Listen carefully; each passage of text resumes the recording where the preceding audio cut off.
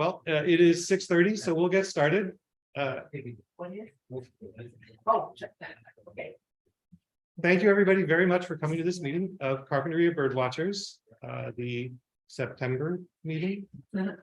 So just so you're aware, we do have a second computer that's in the meeting, but is facing the audience. So you're the live in-studio audience. So that's you up there. Limited attendance so far on the remote side. Hello, Eve. Great to see you. And, we'll get other folks, presumably. Andy is in there with his camera off, so that's great. And as other people show up, I'll try to do my best to admit them. If you notice me not admitting people, bring it to my attention. So, so this meeting is going to be about red-tailed hawks, will be our subject matter. A few quick announcements at the start. We have an outing on Saturday at the Greenwell Preserve in Summerland. It's a great little birding spot. And Dave Hill is here to talk briefly about the Greenwell Preserve, so I'll get to him in just a second. Certainly you're all welcome to come out. That's at 8 a.m. and there's a map and more details on the Carp Birdwatchers website. And let's see, I was also going to mention that the Carpinteria Christmas bird count will be on December 16th this year. It's a Saturday. And the sign up form is live as of about 11 a.m. today. So if you want to go ahead and sign up, you're welcome to do that. It's still pretty early. Over the next few months, you can expect to hear more about that as we get closer to count day. But that's going to be a thing, and I'm certainly looking forward to it. Let's see. What else did I have to talk about? Greenwell Preserve, red-tailed hawk. So we're going to talk about the Greenwell Preserve really quickly, and then we're going to talk about the red-tailed hawk. Then we will have a break, and we have lemon cake on the side table and special cookies from Tom. So, you're welcome if you're in the room to, snack early, but the official snack time will be at the break. And then in the second half of the meeting, after the break, we're just going to go over the survey results. So Carpinteria Birdwatchers, we put out a user survey that people were encouraged to go online and give feedback about the group and future directions and what they valued and thought our goals should be and things like that. So in the second half, after the break, we'll go over those results and just kind of talk about them and have a discussion, hopefully good and interactive discussion with folks about what we should be doing as a group. So does anybody have any fun things to share about birding you've been doing lately? I mean, the fall is happening. We've kicked into gear birding wise. It's very exciting. Has anyone chased any of the rarities that are out there?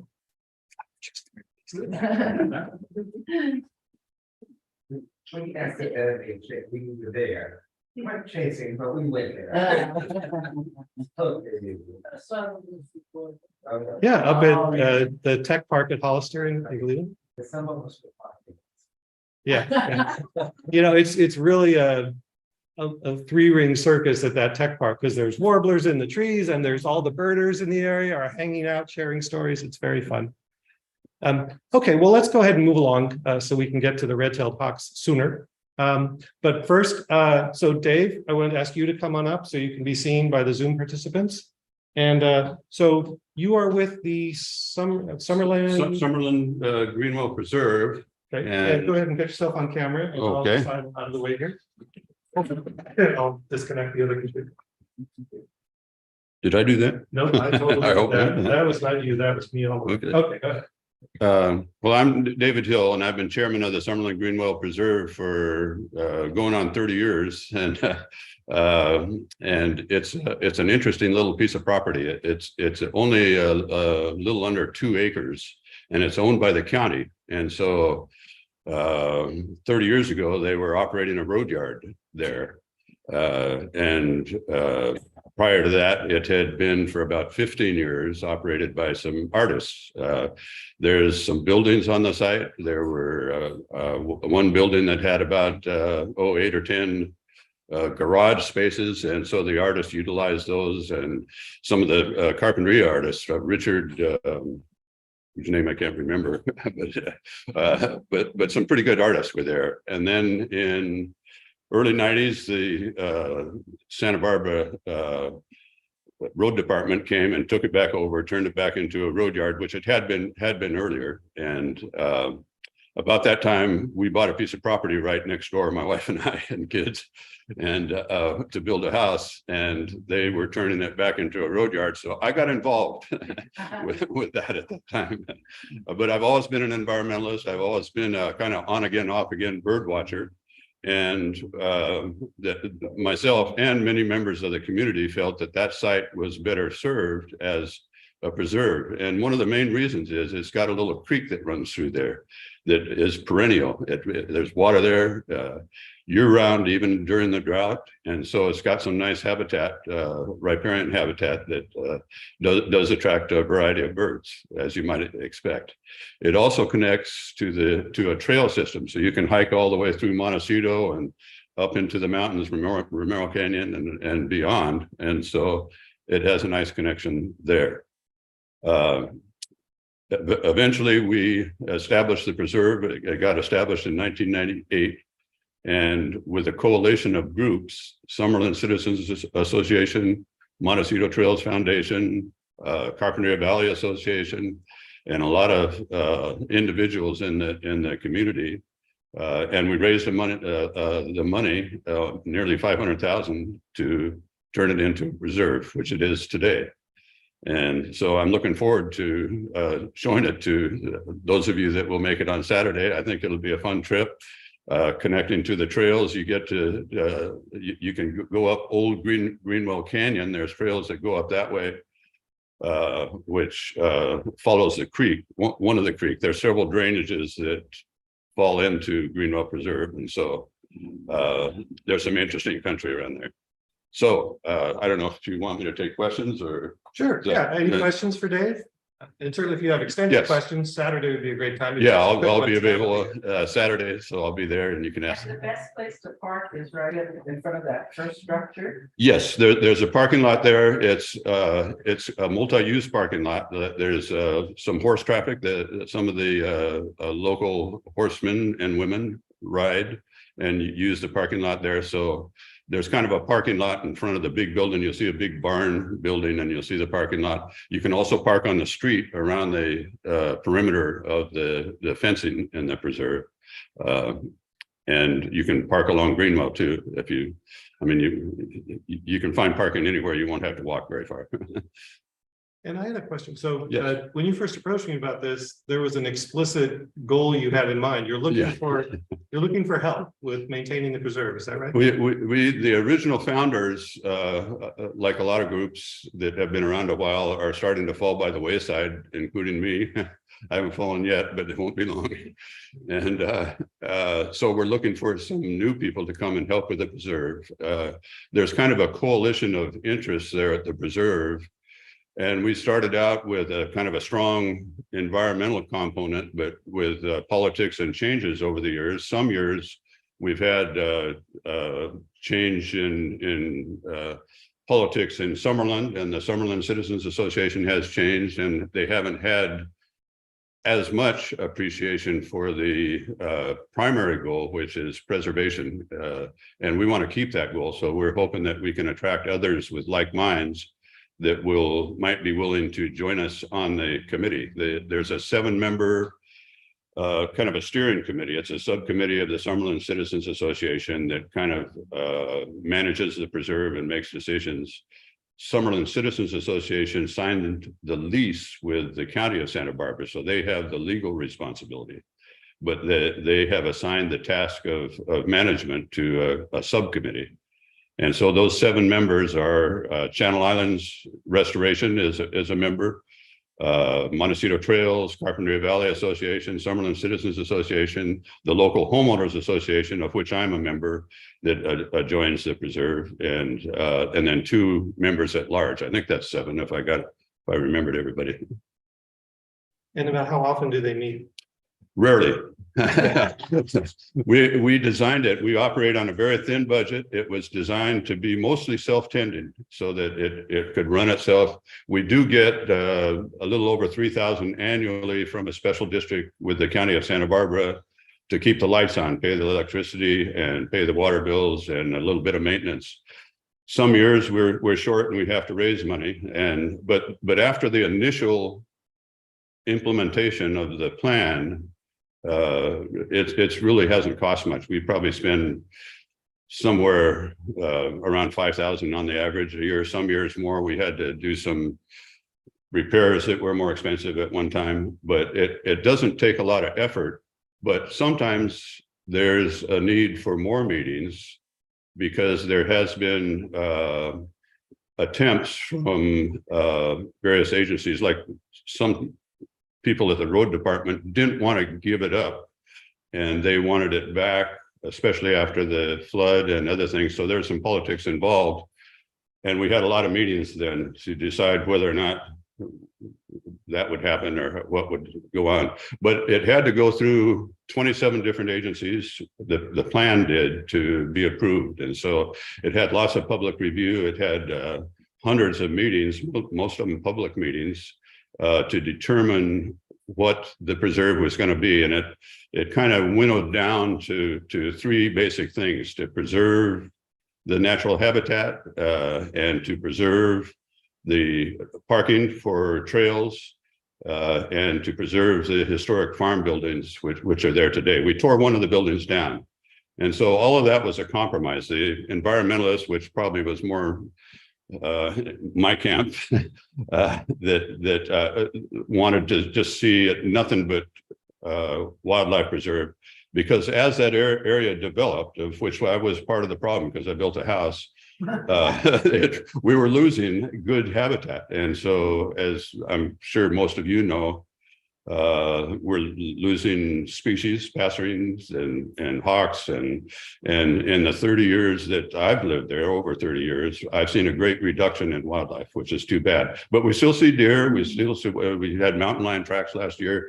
We still have occasional coyotes. We used to have about 3 in that larger neighborhood, not all on that 2 acres in that preserve, but in the larger neighborhood, we had a wide variety. I've seen ospreys there. I've seen little green herons. We have kind of a water element. We never did do a species count over the years. I wish we kind of had, because I think it would be pretty good. But, anyway, I probably talked too much. But, No, that's great. Thank you. Okay. And, if we want to, anyone who wants to learn more about the Greenwell Preserve, and I certainly encourage you to do that, come on out on Saturday. We'll be there at 8 a.m. Dave will be there. He'll be able to show you the facility, be able to see the birds. It's kind of a lesser known little place. Not everybody's aware of. That you want people to come and enjoy it, but you don't want too many people to come and enjoy it. So the way we set it up was for bird watchers and occasional visitors and so forth. But the primary objective is preservation. Yeah, and I've always had a great time every time I've birded there. So Well, I'm good. looking forward to Saturday. Good. Sure. Thank you. All right, thanks. Yeah. Okay, so let's move on to the next item in the meeting, which is to talk about the red-tailed hawk. And I need to share my screen. Let's try it this one. All right, with any luck, this is now shared. I'll make it a little bit smaller so I can see it. Okay. Hello, Mary. No, that's fine. Okay. Sorry, you get a rapid fire reverse preview of the first part of the presentation. Okay, so red-tailed hawk. So sometimes we talk about a whole family of birds. Sometimes we talk about a specific species. This is a specific species talk, although I will probably end up talking about other things as well. But let's start by talking about birds of prey generally. I want to hide this. Can I hide this? Hide, not video, hide floating meeting controls. Yes. Okay, so let's talk about birds of prey generally, and then we'll get more into the specifics of the red-tailed hawk. So they are big, bold hunters, right? Everyone knows this. Birds of prey are the coolest birds out there. They just are. They can't help it. because they're big and they hunt and they're just exciting. And there aren't too many of them to see. So when you go birding, you see, 50 gulls, or you see, 25 house finches. You're only going to see, 1 or 2 hawks, right? They're up at the top of the food chain. There's only a few of them, right? There's not a whole lot of them in the landscape. So it makes it feel even more special when you see them. And they're an important indicator species. So because they're up there at the top of the food chain, if you have, a nice assortment of local birds of prey or raptors, I'm just going to use those terms interchangeably. They mean more or less the same thing. If you have, a nice population of raptors, it's a sign that you have a nice, healthy ecosystem underneath those raptors supporting them. You've got the plants making food, and you've got the things that eat the plants, and you've got the things that eat the things that eat the plants, and then up at the top, you've got the predators that eat the things that eat the things that eat the plants. So historically, when there's been, ecological problems happening, like in the 1940s and 50s in this country, when we had a lot of DDT use, and that sort of long-lasting pesticide, which was so effective for, getting insects out of crops, was also effective at accumulating in the food chain. It was being stored in the animal's tissues. So as you concentrated, as 500 grasshoppers got eaten by a smaller number of birds, it got eaten by a still smaller number of predators. All of that, trace amounts of DDT was being concentrated in those top-level predators and started to show up as health effects like eggshell thinning and failed reproduction. So bird watchers, amongst others, noticed this. They're like, hey, all the peregrine falcons are disappearing. What's going on here?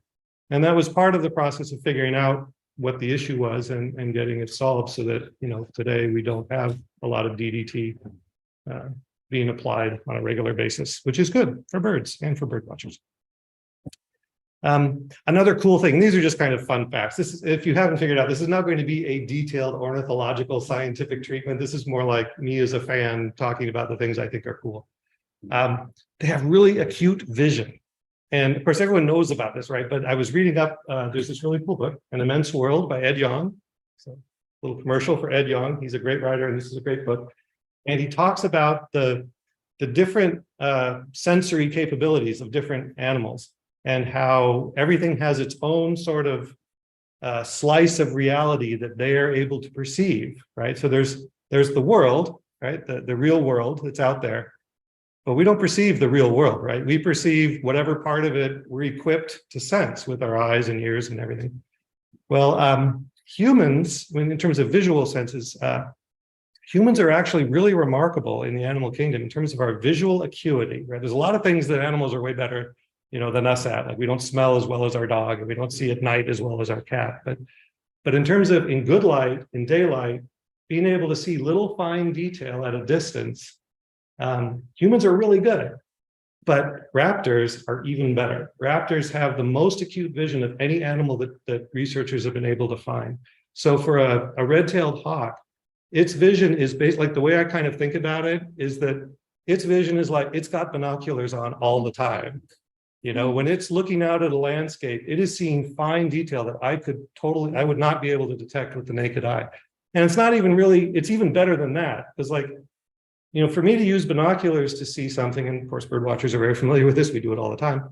We have to sort of play games, right? We magnify the view, and then our eyeballs, with the number of sensors we have, is able to kind of look at that magnified view with our inferior spatial resolution and see as if we had the hawk's spatial resolution, but only within a very tiny field of view, right? The hawk doesn't see like that. The hawk sees, the whole landscape that way all at once. So it's just very impressive and kind of mind-boggling to me, like what the world must look like to these hawks. And Santa Barbara is a great place to see birds of prey. It really is. You lucked out. If you didn't already know, this is a really good spot to see raptors. Okay, so if you want to see them, I made this go away. I think I have to make it go away again. Okay, if you want to see them, what are some tips and tricks for seeing them? Look at telephone poles. So, birds of prey, they're big. It takes a lot of energy for them to fly around. They like to conserve that energy, right? It's all about the energy budget for them. They've got to get a certain amount of food, and they've got to not deplete their energy past the point where they have the strength to get more food. So they spend a lot of time standing there waiting. And they like to stand where they can use that awesome vision. So up in a big tall tree with some bare branches is a favorite spot, or telephone poles. You know, as we've removed standing dead trees from the landscape, we've helpfully added a lot of standing telephone poles, and the birds of prey are fine with using those. So you see them up there a lot. So, you know, learn to scan that as a bird watcher. And they have sort of a characteristic silhouette, that bird of prey look. You see a big blob of a bird off in the distance on a tree, it's probably a bird of prey. And then soaring also. So some raptors are more into this than others. Red-tailed hawks very much are in this category. They will spend a lot of time just soaring. So once it gets warm enough out and some columns of warm air start rising, the raptors are very good about flying into those rising columns of air and just circling. And they can gain altitude without spending any real amount of energy. They can get higher and higher, and then they can glide down to wherever they want to go next. And they can cover a lot of distance without a lot of effort. And similarly, if you've got like a hill or a mountain range like we have here with the wind kind of making updrafts along the ridges, the hawks are really good about flying along those ridges and gaining altitude from those updrafts. So once you learn where to look for them, you see them there a lot. Other birds will point out birds of prey to you, right? So a perched bird of prey is like a magnet for smaller birds, because once they find it, they want to drive it off. They want to announce that it's there and harass it and make a lot of noise. A perched bird of prey is not that dangerous for a songbird that knows it's there, because the bird of prey is big and kind of lumbering, and it takes a while for it to get up to speed. If it were to, you know, take off after a songbird, the songbird's going to be able to dive for cover and outmaneuver it and get away because it's small and nimble and can accelerate fast. So what they do is they mob it, they harass the bird, and then you will get these mixed flocks of birds all harassing a bird of prey that they've discovered perched in a tree. And they make these sort of characteristic mobbing recruitment calls. You know, it's this very harsh sounding call. And when birders do pitching, when they make that kind of sound, and they're imitating a mobbing recruitment call. And so certain kinds of small passerine birds go, oh, there's something we're mobbing. Okay, and they'll come out to see what's going on, and the birder gets to see them. Crows also just really hate hawks. Like it's personal for crows. So if you're out there and you hear a bunch of crows being even more noisy than usual, especially if they're like diving repeatedly at one point in a tree, guaranteed there's a hawk perched in the tree there. So you just look where look at the what is that? Not the apex, the vertex. Look at the point where they're like doing this, you know, look at the bottom of that loop. There's probably a hawk there. Yeah, thank you. And this is my favorite thing. So when you're out birding, you're in this kind of dense landscape, there will sometimes be this moment when all of a sudden, all the birds around you from 10 different spots all start twittering at once. It's like this tweet, tweet, tweet, tweet, tweet, tweet, tweet, tweet, and they're all doing it at the same time. Different species. It's an aerial predator alarm call. So it's kind of like that mobbing recruitment call, but it sounds totally different because it's for a different threat. And the birds are communicating across species to share this information. So the twittering, the aerial predator alarm call is, oh, there's a flying threat. There's a flying raptor coming over. And again, it's the songbird that doesn't know about the hawk that's at the most risk, right? Because what they like to do, these raptors, is they swoop down on an unsuspecting victim and grab it, and it's all over. So by announcing its presence, these birds are alerting other birds like, whoa, dive for cover. And you don't see bird watchers imitating the aerial predator alarm call because it has the opposite effect of the mobbing recruitment call. The birds disappear when they hear it, right? So, but when you're out birding and you hear that, look up, because seriously, those birds making that sound, they see an aerial predator coming by. So like a Cooper's hawk or a red-tailed hawk, something kind of flying low over the landscape. You'll just hear this sound as it traverses, all the birds screaming about it. It's very fun. Okay. So we'll talk about identifying birds of prey. So like a lot of bird identification challenges, I feel like identifying birds of prey really exposes the shortcomings of the match the picture in the field guide to the bird I'm looking at approach. That approach really doesn't get you where you need to get to reliably identify birds of prey. You have to do something a little fancier. And the reason you have to do something fancier, there's two problems. And one I call the all look same problem. All these raptors they all look kind of the same. You know, the forces of evolution have made them all kind of, they're sort of mottled brown for camouflage purposes. You know, they're all kind of roughly the same shape. They're kind of lighter below, like light tan below with some speckling, but darker brown on top with a lot of mottling. So they're all kind of similar looking in that sense. And then the other problem is I call the all look different problem. Even for like one species, like red-tailed hawk, different individuals can look very different from each other. So red-tailed hawks go through, you know, they have their immature plumage when they don't have the titular red tail, right? If you see a bird without a red tail, it could still be a red-tailed hawk. It could just be a young one, right? And after a year or two, maybe they get the red tail. But again, there's a lot of variety. There's like 5 or 7 or 8 different subspecies of red-tailed hawk scattered around North America, and they all look different. Even amongst the one subspecies that we have the most of here, there are light morphs and dark morphs. Like they occur in these different forms. And it's not like a seasonal thing. It's not an age-related thing. It's just, this happens to be a darker one, or this happens to be a lighter one. And the differences are really dramatic. So you kind of have to learn a lot of different looks. So, all right, but let's talk about how you go about that process. What is the fancier process, right? You're not just trying to match pictures in the field guide. What are you doing? The first thing I think you're doing is you are trying to get it down to type. Right? You're trying to say, what kind of bird is this, broadly speaking? I know it's a hawk. I know it's a bird of prey. But birds of prey have evolved different hunting strategies, and it's reflected in different shapes and different flight styles. And you can learn to recognize that. So, you know what, let me minimize this so you can see the head of that peregrine falcon. So on the left, the buteos, including the red-tailed hawk, which is what's right there, what we're talking about tonight, Nanian. They are optimized for soaring. They're like, they're big, kind of bulky body. They've got this big cylindrical body. They've got kind of long wings that are really broad. So they have a lot of surface area. And the tail, when they fan it out, it's kind of short, but again, very broad, this kind of fan-shaped tail. So when they're in soaring mode, like this one is here, they have a lot of lifting surface, right? They're a very efficient glider. And they use that characteristic posture to do that soaring, to circle in a rising thermal or to ride an updraft along a hill or something. It's very efficient for them to spend a lot of time up in the air that way. They can be up really high and they can see, you know, every ground squirrel is fair game and they'll see what they want and just drop on it. And even when they're perched, you can kind of see that same sort of, you know, big cylindrical body, kind of bulky body, kind of shortish tail.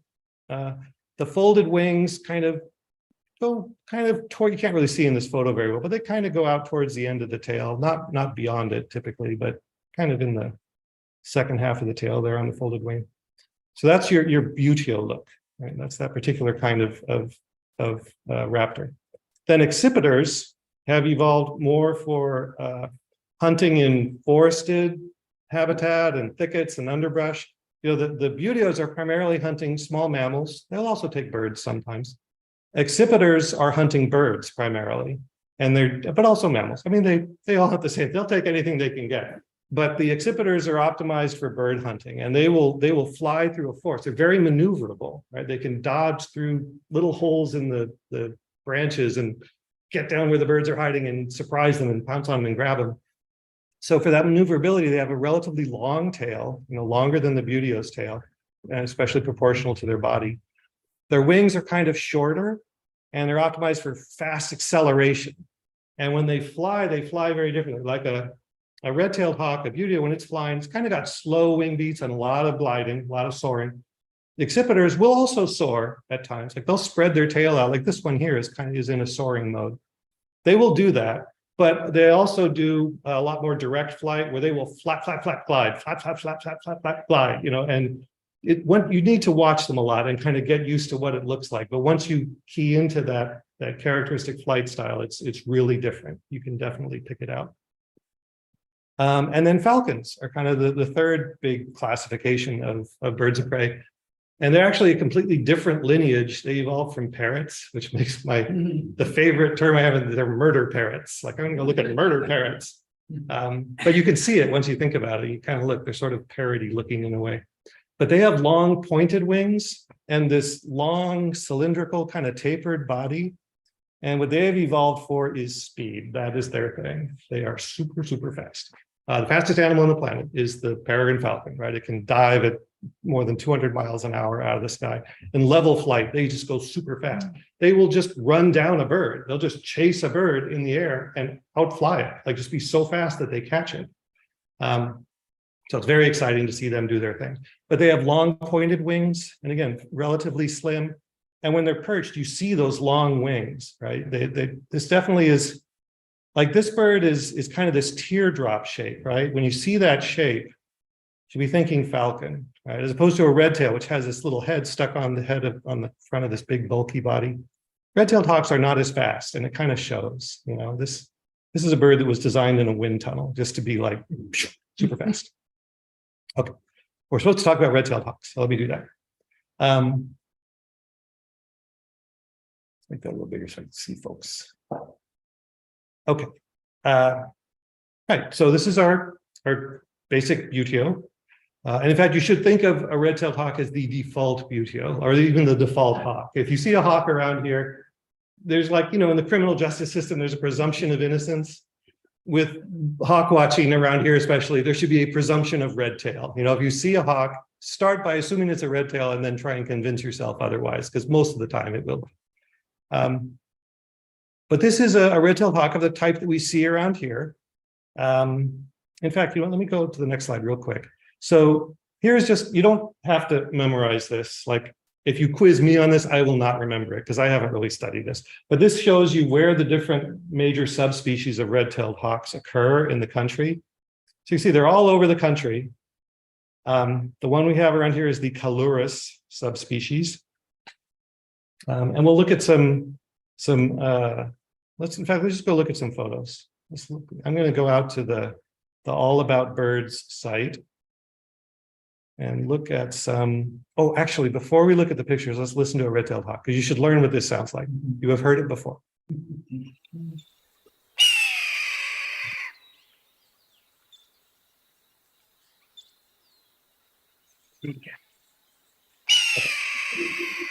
So you hear that in every movie, right? Whenever they show a bird of prey on the screen, they play the sound of a red-tailed hawk. And if you're a sufficiently, you know, pedantic bird watcher, you go, you know, that's a bald eagle on the screen. It doesn't sound anything like it. They love to play the red-tailed hawk. The red-tailed hawk sounds like what a hawk should sound like. Okay, but let's look at some of these hawks. And this is just to kind of give you an idea of the different looks you're going to see if you look at a lot of red-tailed hawks. And not all of these are the subspecies that live around here. But you know, I think it's useful just to get a sense of the variety. So here is an adult red-tailed hawk of the Borealis subspecies. It's got that red tail. Something to look for, like if you see the red tail, that's great. You know, that's a good indication. If it's got a red tail of this shade or roughly this shade on a big hawk, it's a red-tailed hawk because other hawks don't have that. But there's other things to look for. This dark bar on the front edge of the front of the wing, on the inner part of the wing, that's called the patagial bar.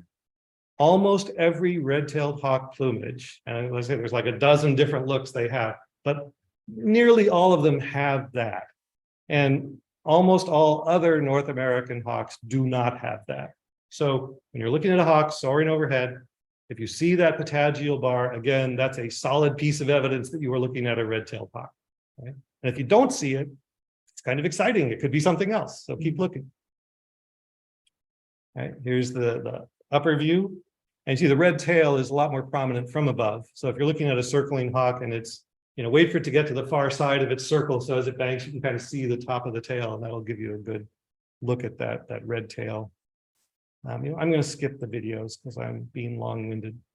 And we'll just go faster this way. So here's an adult light morph Calurus or Alaskensis, which I guess looks the same. But this is our local subspecies. This is the kind of hawk that we see when we look at a red-tailed hawk. And again, a lot of different looks, even for this subspecies, but this is a typical look of a bird we might see. You notice like the red tail is not obvious from below. So again, don't get hung up on, oh, if it doesn't have a red tail, it can't be a red-tailed hawk. It totally can be a red-tailed hawk without showing you that red tail.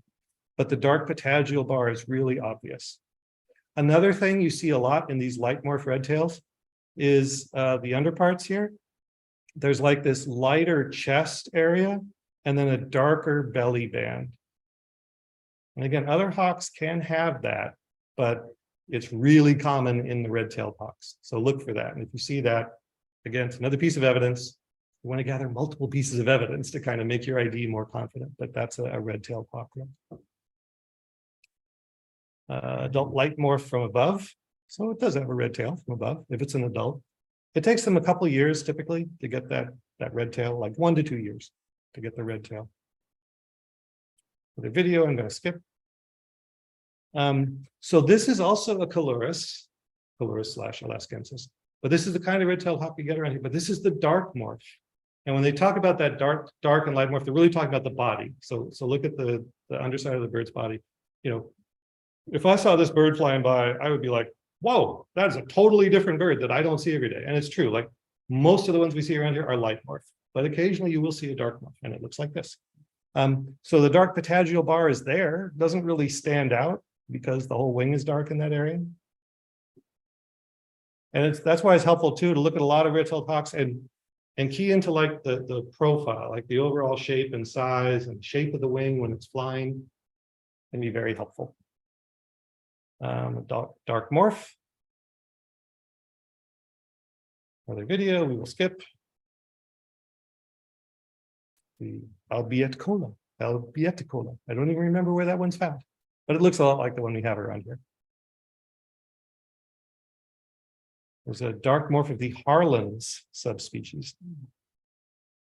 Very different looking bird, right? Still a red-tailed hawk. So, you know, again, the dark patagial bar has spread and taken over the whole area of the wing linings there. But it does have these other features that help indicate, I mean, it's a buteo. It does have the lighter chest and the darker belly. The wing tips are actually kind of helpful. We'll talk about that in a minute, but there are these, so that the primary feathers that form the outer part of the wing, the tips do this thing where they're the outer feather, so the outermost primaries, like which become sort of the frontmost primaries when it's flying like this, they're emarginated, which means that if you took the feather off and looked at it, it's got a thick part and then it goes out to the tip and it gets narrower. The tips are like little narrow fingers, and it makes this little narrow fingery thing. Now this one has kind of got his folded together, or hers folded together, so it isn't as obvious. But a lot of times you will see those little fingers. You count the fingers. It's helpful. Red-tailed hawks have 4 emarginated primaries, and what you do is you ignore this first primary, right? And just look at the ones behind that. And there's 1, 2, 3, 4, and then the next one is significantly shorter, right? So the ones that are sticking out like fingers, there's 4 of them. Okay, so kind of makes sort of this rounded tip of the wing. Okay, we'll come back to that. Another video. Which one is this? A light morph Harlan's. Again, it's just a very different looking bird, but it's got the patagial bar, it's got the belly band, doesn't have a red tail, but you know, that is in fact a red-tailed hawk. Upper view of a dark morph Harlan's. No, not really even a red tail at all. So, you know, if you're traveling around the country to where they have Harlan's red tails, be prepared for hawks that don't have red tails. Criders, I really want to see one of these. It's just a gorgeous bird. Just the faintest little dark patagial bar still clinging there. Otherwise, pretty much white below.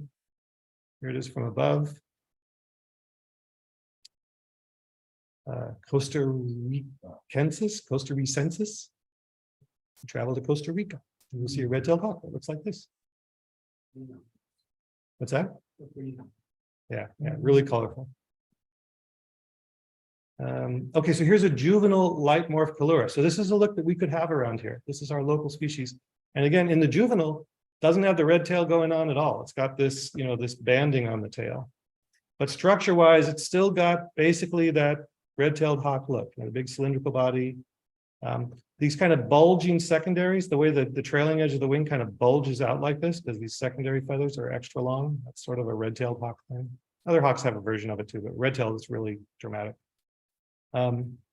Don't count this one, but 1, 2, 3, 4 emarginated primaries. This one's not really emarginated, it's just full width all the way out. juvenile dark morph Calurus. So this is one we could have here. And again, those dark morphs, the few that we have around here are very confusing to me because I look at them and you're like, you don't look like a red-tailed hawk. That is in fact a red-tailed hawk. That's a juvenile of the dark morph that we have around here. There's a juvenile dark morph Harlan's, juvenile Criders, the Borealis, juvenile Borealis, juvenile Criders. Again, if I saw that bird, I'd be like, wow. But if I knew my structure, right, it still is the right size and shape and basic characteristics of a red-tailed hawk. An adult dark morph Calurus. So this is what we could have around here. And there was one up at Refugio State Beach for several years in a row. You go out there, it looks just like that. I've got pictures I could show you. Very different looking red-tailed hawk. Red-winged blackbird saying, yeah, I don't want you around here. This is the extreme mobbing behavior. This is the, I'm going to ride on your back until you leave. And there it is, just kind of hanging out in the landscape. Okay, so fun photos of red-tailed hawks. All right, let's keep going. We looked at this already. So confusion species. So if the red tails themselves are not confusing enough, there are other hawks that are not red tails to confuse you. And here's a look at some of them. So, you know, not a hawk, but it's up there soaring around with them and can look confusingly like a soaring raptor when it's up there going around in the thermals. This is, of course, a turkey vulture. It's got some differences, you know, it's very dark. It's got this like black everywhere and then sort of gray in the primaries and secondaries and flight feathers. It's kind of a different shape. It's you know, larger. When it flaps, it's kind of more lumbering than a red-tailed hawk. It's got this kind of characteristic flight style. If you look at a lot of turkey vultures, you get used to what that looks like. The emarginated wingtips are like out of control. 1, 2, 3, 4. There's a fifth one. There's just a lot of them, and they kind of spread out. And they hold their wings in kind of a dihedral, so a little bit of a V typically when they're soaring, whereas red tails usually more flat than that. And they have this characteristic way that they kind of wobble. So as turkey vultures are flying, they'll kind of do this tilty thing, you know, where you're watching them, they kind of do this. And it's subtle, but once you learn to look for it, it really stands out and then makes it a lot easier to identify them at a distance. Okay, well, this is probably one of the most confusing local ones. This is a red-shouldered hawk. You know, different plumage patterns, different looking tail, that reddish up on the shoulders and the upper back, and on the wing linings here. You know, it's all kind of different. There is, you know, these come in different looks, and I'm not going to spend a lot of time because this is about red-tailed hawks, but just be aware we have red-shouldered hawks out there. They're a little smaller than the red-tailed hawks. You will see them up there soaring around. This photo doesn't show it especially well, but when they are soaring, they tend to have this kind of light colored arc, this kind of almost translucent arc towards the outer end of each wing. And you can see that from both above and below. And it's a distinctive feature that really helps point you at red-shouldered hawk. The accipiters we talked about before. And this is Cooper's on the left and sharp-shinned on the right. And telling them apart is its whole challenge all of its own that we're not going to talk about tonight. But Cooper's is a little bigger, sharp-shinned a little smaller, some other differences. But again, look at the proportions, right? When they're soaring, and look at the way they flap more rapidly. So, you know, more of a cross shape, right? With this longer tail. You know, not really a beautiful look. Although the immature red-tailed hawk, its tail's a little longer, it can look a little closer to the outline when it's soaring of an accipiter. Yes, Brody. On the sharp shin, is their head usually not like tucked in, or is it Yeah. just that way? Yeah, no, that is a thing. Their head is smaller than the Cooper's hawk.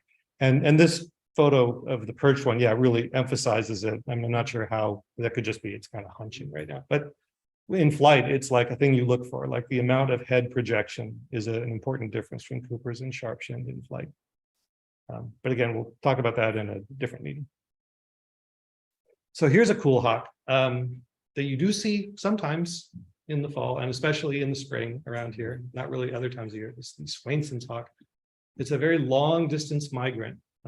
They fly down to Mexico and South America, and you get these amazing hawk watching events where you can see thousands and thousands of these birds coming through at one time.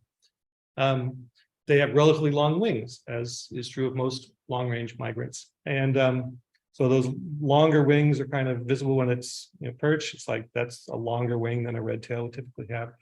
And then if you look at this photo is not great, but if you look at the tip, it's got 3 emarginated feathers. It's got this kind of pointed wingtip that doesn't have quite as many feathers out there as a red tail. So it's a subtle thing, but it's worth looking for. The flight feathers tend to be darker, so it's got this like black in the back look that red tails maybe have a little strip of black. Whoops. Have a little strip of black, but then the flight feathers are lighter in color. But the Swainsons have these dark flight feathers. And they have light and dark morph in their whole thing. Yeah. Good. What time of year did you say that they migrated through? Especially in the spring, but also a few in the fall is the time you'll see them. I mean, they're great to see. If you go out there hawk watching, which I encourage you to do, the occasional Swainsons is really fun. Another local buteo that we sometimes see, in migration is the ferruginous hawk. It's got its own characteristic look. See these in the winter out in the Santa Ynez Valley. There's certain places, Happy Canyon Road. You go out there, you can see ferruginous hawks. It's really cool. But I'm going to just keep going because I want to talk about this bird. So this is the holy grail of Santa Barbara County hawk watching. This is the broad-winged hawk, which is an eastern species, but a small part of their population migrates through the western part of the country. And it's like every year at this time, I go crazy and I go stand up in the mountains like for hours and hours and hours, hoping to see a broad-winged hawk come by. And it's just really fun. Yeah, Linda is verified. Here is the graph that the Golden Gate Raptor Observatory up in Marin Headlands, where they keep every year, and they keep track when the broad wings come through. So this is your calendar when they come through. And so it's smaller than a red tail, especially if you see them soaring together. They're almost like crow size. They're relatively small buteos, and they have some different characteristics. This is about red-tailed hawks. I'm not going to let the broad-winged hawks invade the red-tailed hawk and take it over. But you're going to see a lot of red-tailed hawks. If you go looking for broadwings, you're going to see mostly red tails. So it's good that you be familiar with the red tails. So when something looks wrong, you go, hey, wait, maybe that's a broadwing. As you can see, the next 2 to 3 weeks is the time. So get out there and look for those broad-winged hawks. 2 places locally that are great to see them are the Bella Vista Drive Overlook, is its eBird hotspot name, and the Romero Canyon Fire Road eBird hotspot. So this is sort of a Google Earth view. You're up above Montecito and you're looking west. And like here is the trailhead for the Romero Canyon Trail, which unfortunately is closed currently and likely to stay closed. Do you have any idea like how long? No, it's for the foreseeable future. Yeah, that's unfortunate because that means you cannot hike up and come back along this fire road and end up here at the upper Romero Canyon Road Hawkwatch site, which is the primo Hawkwatch site around here. But fortunately, there is a fallback plan, which is the Bella Vista Overlook down here below. And Eric Culbertson pioneered these. He was like, those broadwings are coming through the Marin Headlands. They're going somewhere, right? They're not just disappearing. So he said, his theory was, well, they're probably flying along if they're out here, they're flying along the front of this ridge, right? Because the ocean is on your left as you're looking at this view. They're probably riding along this ridge. So you want a spot where you can look west along that ridge and you can see them coming. Right, so he found this spot, and so here's the view from the upper Hawkwatch site, and it kind of shows you what it looks like. You're up here, and you just see these little specks in the distance. They get closer and closer and closer, and then zoom, they go by. And hopefully you're looking carefully so you can tell what they are. And this is the Bella Vista Drive Hawkwatch site. I have spent a lot of hours standing next to this wall. It's a little tricky because from one part of the wall you can see in one direction, from another part of the wall you see another direction. You can't see the whole thing from any one spot. It kind of keeps you walking around, which is probably good. But the great virtue it has over the Hawkwatch side up the hill is that it has shade. So you can stand here in the shade. And the homeowners here are very nice. They're like, once they figured out, like, why are all these people camped out on my doorstep with long lenses and just staying there all day? Well, we're watching hawks. Every year for about a month, we hang out here and look at your hawks. Okay. That is it. That is the talk, as I say, mostly about red-tailed hawks, a little bit about other things. Okay, so before we break for snacks, questions, feedback, interaction? That last talk that you talked about. The Broadwing. The Broadway, will it stay around at all? No, it keeps going. It just keeps going. It's, Okay. if the individual broad-winged hawks that you're hopefully gonna see Mhm. are, in many cases, are gonna be in Santa Barbara County for about a half an hour. You know, they're just like, they got places to go. They're traveling through. They occasionally will perch up and spend the night. But for the most part, you see them in flight and they're going places. Yes, Liz. It has a personality between the red shoulder and the red tail. I mean, aren't they different characters? Yeah, I mean, they have different behaviors. Red shoulders are much noisier. I did not play the red-shouldered vocalization. That would maybe be worth doing. We'll do that really fast. This will be the last thing before we break. What would be a good way to do this? Emulate it yourself. That would not be a good way to do this. Where's the search? Search. Okay. Why am I not seeing a red-shouldered hawk? Am I getting this wrong? Red-shouldered. There we go. All right, this is the red-shouldered hawk.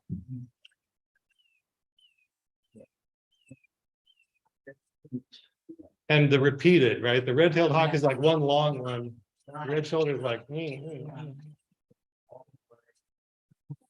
Right. Yeah, if they nest in your neighborhood, you know it, right? Okay, let's go ahead and take a break. Let's have snacks. I'm gonna mute the Zoom meeting, so those of you on Zoom will be back in like 5 minutes. We're going to eat the lemon cake in front of you, so you have your incentive to come in person to the next meeting and get your own lemon cake. We may not have lemon cake next time. It's a special treat. Okay, we'll be back. We'll be back in 5 minutes tops.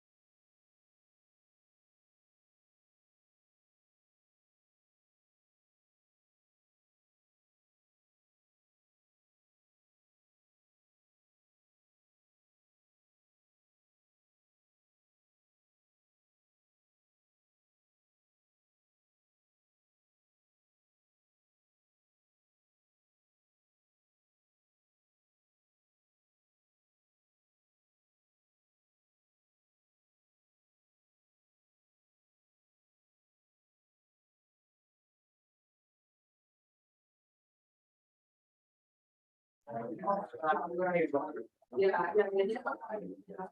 right, I've been kind of giving short shrift to the Zoom participants.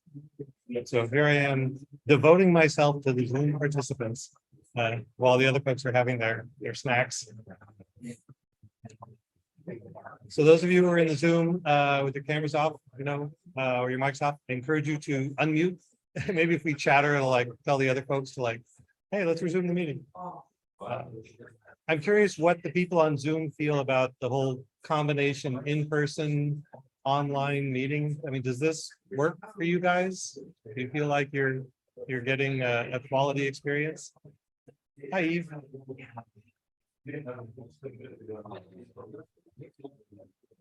Yes, I'm really grateful for it. I enjoy it. I miss the lemon cake, but I'm really appreciative that you do it so that I can participate. I should have brought a piece of lemon cake up here so I could like do a lemon cake commercial, close up. Well, yeah, so I'm going to go ahead and herd the cats back into order in a second, and we'll get to part 2 of the meeting. I see someone approaching. Yes, Linda. How are the cookies? Are they? The cookies are really good, Okay, good. like oatmeal deliciousness. Excellent. Okay, folks, I'm gonna declare the meeting again. If we can. Yeah, it's gonna be quick. I just got it here. I can go have time to work.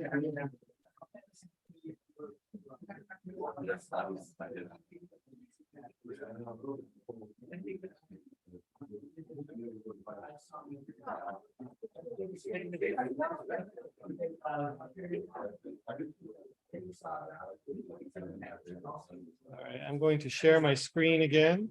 We will go back here.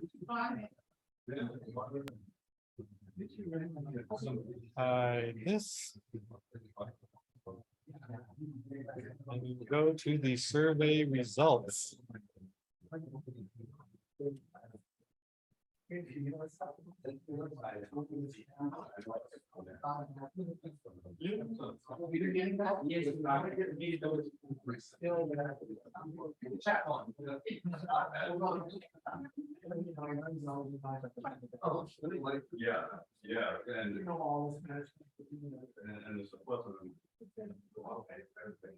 Okay, so I'm going to go ahead and resume, and we're going to do the second part of the meeting, which is going to be much abbreviated. It's going to be very quick, but we're going to talk about the survey results. So a few months back, we put out a survey for interested members of Carpinteria Birdwatchers to go fill out, and I just wanted to go through those results with you and just kind of review them in the Zoom meeting for the people on Zoom. So we can just kind of have a little touching base of like, what is the feedback? So I'm not going to spend a lot of time, but I'm certainly encouraging interaction and questions and discussion. So more so than when I'm going on and on about birds, let's pursue an interactive approach here. So the first question was length of participation in Carpinteria Birdwatchers events. I was personally surprised. I'm not sure if you can read that in the room. You'd have to have red-tailed hawk eyes to read that in the room. All right, so I will summarize. Large majority, 92+% of the people have participated in Carpinteria Birdwatchers for a year or more. So, maybe that's a reflection of who's going to respond to the survey, the people who are invested and been doing it for a while. But it's almost all people who've been here for a while. In terms of bird watching experience, the blue sector says I'm a beginner, red sector says I'm moderately experienced, and orange sector says I'm very experienced. So kind of a good mix there. We're sort of evenly balanced between the moderate and the beginners. This is self-reported. You don't know what people mean when they say, there are people who say, I'm an experienced bird watcher, and no, really, they're just starting. And you have people who say, oh, I'm just a beginner. It's like, no, you really experienced. So you can't really tell from that, but it's good data. Overall direction and goals. So for all of these questions, the individual categories of the response are just from 1, meaning not important, to 5, meaning very important. So just this bar graph kind of shows you, where do people fall on that spectrum? So for different aspects of the group, how important is it to you? So socializing with other members is this graph. So you can see that socializing is fairly important. And we had a good example of that just now, where I had to, like, beat you over the head to say, let's get the meeting done. Because you're having too much fun socializing. And we can adjust the format going forward so there's more socializing time. I hear that. Another goal, recruiting / educating less experienced birders. So here again, pretty strong support for that. A lot of people giving it a 4 or a 5. One curmudgeon giving it a 1. I thought that was cute. Person's just like, no, we don't. So there's 26 respondents here, right? So that a 1% response is one person basically saying, no, forget those less experienced birders. As I was funny. Maybe it was a mistake. Maybe just a stray mouse click. Maybe they're just in a bad mood. Educating more experienced birders. Again, pretty much the same, maybe a little shifted more towards the middle, not as much to the right. But good to know. Group outings. Strong support for group outings, generally speaking. So this is, and there were 3 different questions about meeting format, which is a big thing for me. I was very curious about this. So in-person only meetings, like forget Zoom, we're done with Zoom. We've had all the Zoom meetings we ever want to have forever. Let's just have in-person meetings. This is the response matrix for that. So there are a number of people in the not important or not very important category there. So I'd say not a lot of support there for in-person only meetings. Still some people, but in terms of the distribution of these graphs, this is a pretty lukewarm response from the group. Online only meetings, right? We just keep doing Zoom. And here I'd have to say, yeah, probably even less support. Like there's very few people think that's a very important thing to pursue, which is understandable. As I said, we've all had a lot of Zoom. Hybrid in-person / online meetings. And here, I think the numbers say, people say, keep doing it. People want to participate. Some people can only participate online. And we see this later in the free form responses. Some people can only participate in person or only want to participate in person. But as a group, people seem pretty much okay with like, no, do the hybrid so that everybody can participate, right?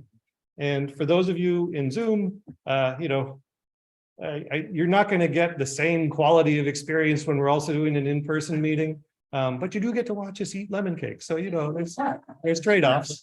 There's pluses and minuses. Yeah, really.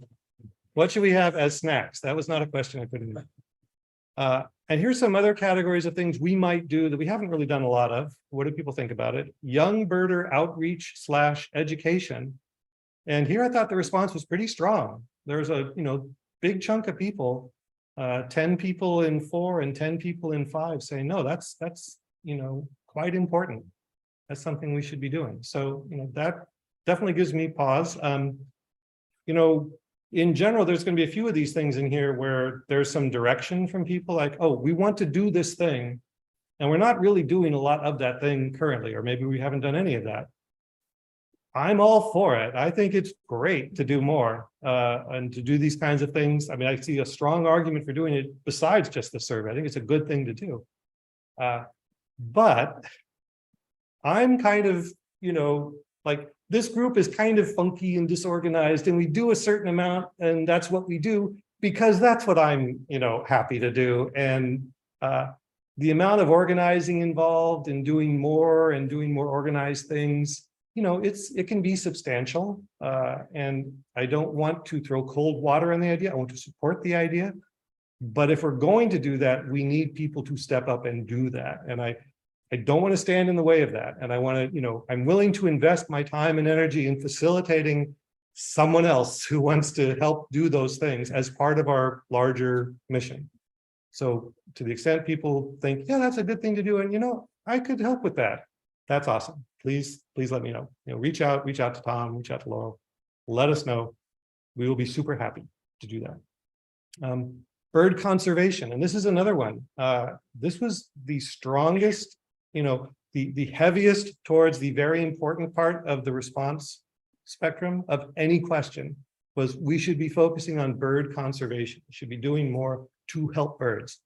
And I thought that was really, really interesting. And it definitely gave me pause like, oh yeah, we come here and we look at slides and I talk about the birds I'm excited about, and that's fun, but it's not necessarily helping birds in any meaningful way. So yeah, I want to do more of this, and I'm open to ideas for how to do more of this. In part, the thinking, me asking Dave to come and talk to us about the Greenwell Preserve, and there is an opportunity there for us to do more as a group, as individuals.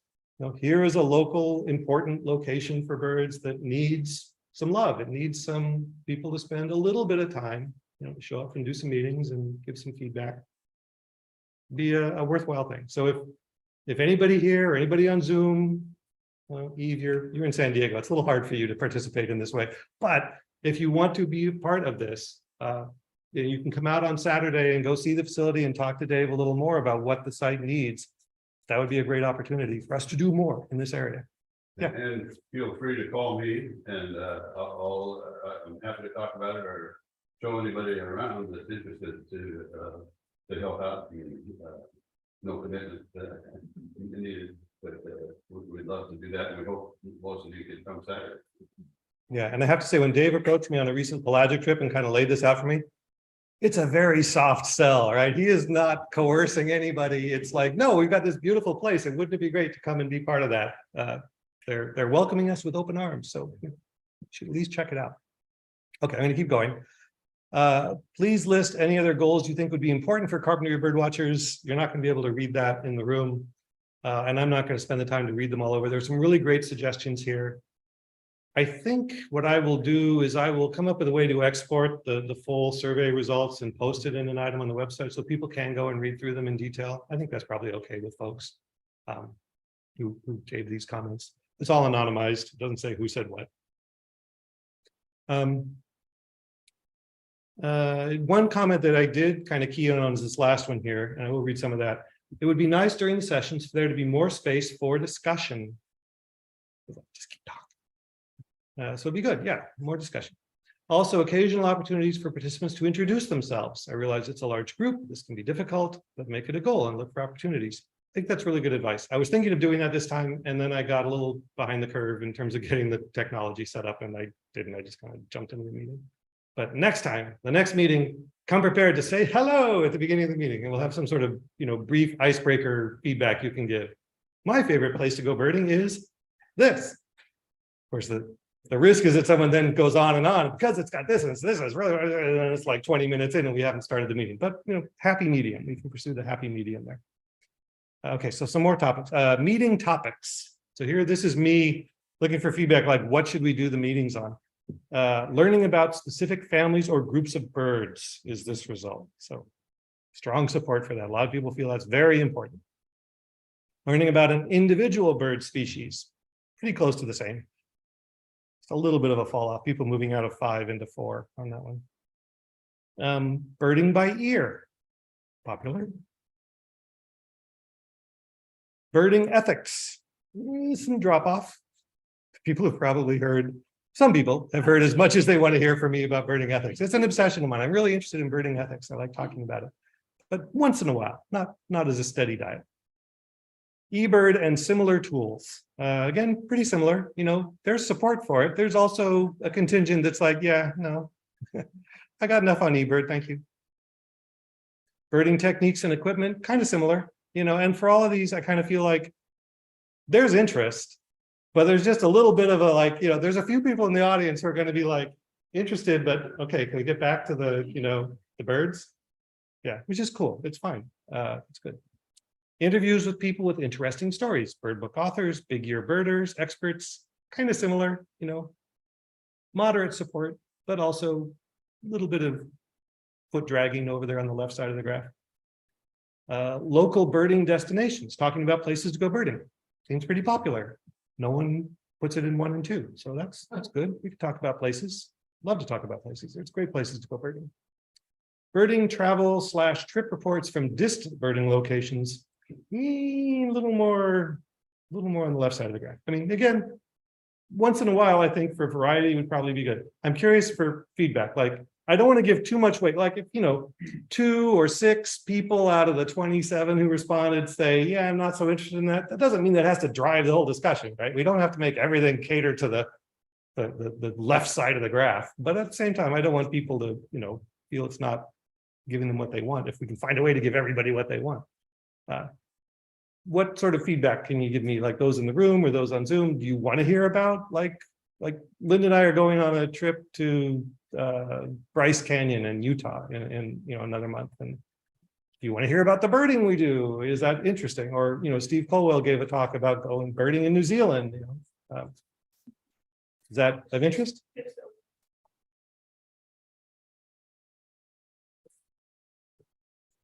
Yeah. So yeah, interesting locations, not necessarily, you've got to like go stay somewhere or take a plane to get there, but just, you could drive there on a weekend and visit on a day. Okay, well, we'll keep going. Just some more questions. Content for less experienced birders. This is what this graph looks like. Content for more experienced birders. Please list any other topics you would like to see covered. A person mentions discussing threatened or endangered birds. Migratory. How to enter data in eBird, like for rarities, so that it's accepted by the reviewers. A short history of Santa Barbara County birders. Their various backgrounds, contributions to county birders. I feel like I know who put that in. It wasn't me, although I am very interested in that topic. I'm sort of a groupie for Santa Barbara County birders. Outings. So where do we go on outings? Repeat visits to locations in and around Carpinteria. We've been to most of the suitable locations very close to Carpinteria. So we're talking about repeat visits. We're going to go back there. And that gets good support. Visits to locations beyond Carpinteria. Significant interest. Visits to locations in and around the city of Santa Barbara. Strong interest, I think. Like, nobody's giving that a 1 or a 2. They're all like, yeah, let's go. Do some carpooling, maybe. Hopefully we're out of the major COVID risk, or take separate cars. Visits location in and around the city of Goleta. So a few people start to be like, yeah, no, that's too far. But there's still a lot of people who want to go there. And I just have to tell you, Goleta is the place. It's kind of, I think it's a combination. A lot of the really good birders are out there, like the up and coming birders at UCSB and just some of the more experienced birders who bird Goleta a lot. Like that's where the people are, is up in Santa Barbara. And Goleta is the really good spot if you're in Santa Barbara with the really hot birding spots. So that's where they find the cool rarities. So I'm getting in the car, at 4 o'clock, going, oh, I got to go up there and look for that bird. And I'm driving up to Goleta, but there's some really neat spots up there. There really are. Okay, so visits, locations beyond the city of Goleta. And here again, much bigger drop off. There's people who are like, yeah. I mean, there's a few people, if we organized a trip like that, some people would go. A good chunk of people would be opting out, which is fine. I mean, we could also do both, and people can do, we can organize these trips. It doesn't have to be the monthly outing. It can be like a bonus outing to Ocean Beach Park or whatever. Go do a thing there. Visits locations in Ventura County. Ventura County is like the poor forgotten relation, right by the border. And if it just weren't for me and my county eBird list obsession, I would be birding there every day. And said, no, I'm going to Goleta. I'm like driving 30 minutes to go in the wrong direction. Anyway, there's some neat spots out there. Lake Casitas, right? There's birders out in Ventura County. They get 100 species in a day going around Lake Casitas. I mean, these are obsessive, avid, young, energetic birders, but there's a lot of birds there. It's a very good spot. Please list any other locations. I still want to know who said this. Someone suggested Oprah's house. It would be great. I mean, there's the trail, the Ennisbrook Nature Trail goes right past it. You can basically bird Oprah's estate. Just walk the nature trail. Just kind of look over that direction. Some people mention, being limited in terms of mobility. A couple of people mentioned this. And yeah, that's a good point. Like I want to do a better job, of just being aware of inclusivity, like making the events to the extent we can, something that everybody can participate in. Because, if people want to go climb mountains as part of their birding experience, that's great, they can do that, but that's not what this group is really facilitating. This is more like, being welcoming and trying to bring people into the activity and celebrating it in a way that is accessible. And so like the Greenwell Preserve, a I'll just say, that trail is not a great trail for limited mobility types. But the parking area is actually some of the best birding there, like the best rarities I have had at the Greenwell Preserve, I have seen from the parking lot at the Greenwell Preserve, because there's all those big trees around there, and there's nice riparian habitat right there next to it. So it's a really good spot. And if you haven't been there, it's worth checking out. Final thoughts. Again, I'll put this online so people can read. There's a lot of great thoughts here. So our and one person mentions wingspan. So I brought the wingspan nesting box. So all of my wingspan components are here underneath the computer. Yeah, along with being obsessed with birds, Linda and I both are obsessed with the board game Wingspan. It's very fun. Maybe for future meeting, we'll have a little Wingspan content. We can have I don't know, maybe that's a side, maybe that's a different meeting or a different club, right? But it's a lot of fun. Okay, so I want to wrap it up, but I also want a chance for more feedback. We may be only doing this like once a year. Like this is a chance for people to destroy the technology. This is a chance for people to share what you think Carpinteria Birdwatchers should be, what we should do, and if there's things that, good ideas, I mean, you can share them at any time, but this is officially a time for you to share them. This is where I stop talking so people can talk. Tom, yeah. Ideas is how we bring younger people. That was up there before. Yeah, I saw that. I don't know specifically, Bring it to the schools, I feel like it would. That would be following one that we would see that. probably try to bring it more to the schools, that school program. Yeah. Maybe find the teacher, specific teacher, maybe be able to see what they're. They don't have to go to the class. Yeah, and as long as we have you here, Brody, this is actually a good chance. So I'm curious, like when I was, your age, I was interested in birds, but I was also kind of a shy kid. So maybe this is a reflection more of who I was than who my peers were. But it was not something I made a big point of sharing with my friends. It was something I did on my own. And on some level felt maybe it was sort of uncool to be into birds. I'm curious, what is your experience these days? Do you think people have that attitude? Not totally. I've noticed the bird nerd in my school. So yeah, Yeah. You are the bird nerd at your school? yes. It's not a neat thing. No, it's not a big thing. Yeah. Well, and certainly you find, certainly I have found that as you grow up and you kind of start to interact with a larger sphere of people, you will find other people who are that way too. You'll kind of find your fellow bird nerds, and they're certainly out there. And you've actually done a very good job, better job than I did at your age of finding local bird nerds. Okay, so I guess I'll just wrap it up. Thank you, everybody, a lot. Really appreciate the participation in these meetings and in the outings. I get a lot of satisfaction out of sharing my love of birds and interacting with people who also love birds, and really looking forward to seeing you on Saturday if you're coming, and seeing you next month. And again, the Christmas count is coming, so start thinking about that. And thank you everybody for being here, and thank you online people too, who I again kind of neglect. Thanks. One is gonna be not the second, or the third, it's going to be the fourth. Oh, right. I should have mentioned. So next month's meeting, so this month's meeting was a week early, usually on the third Thursday. This one was on the second Thursday of the month. Next month is going to be on the fourth Thursday of the month. So it'll be a week later than normal. Look on the website. I'll try and post that early so people know when it's going to be. And I will.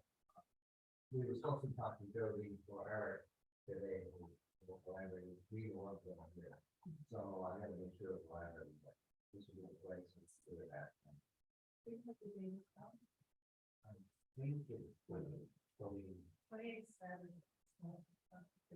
So it'll be the 26th.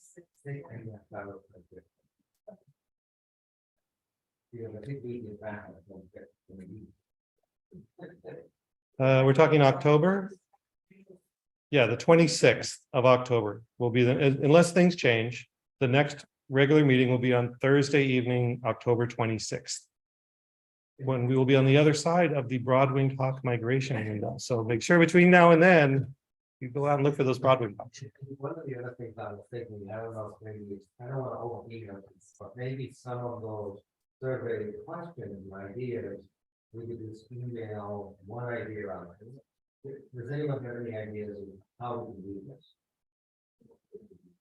Maybe they could email us back. Maybe we win. Basically. If we were thinking about doing this, thing, like educational outreach.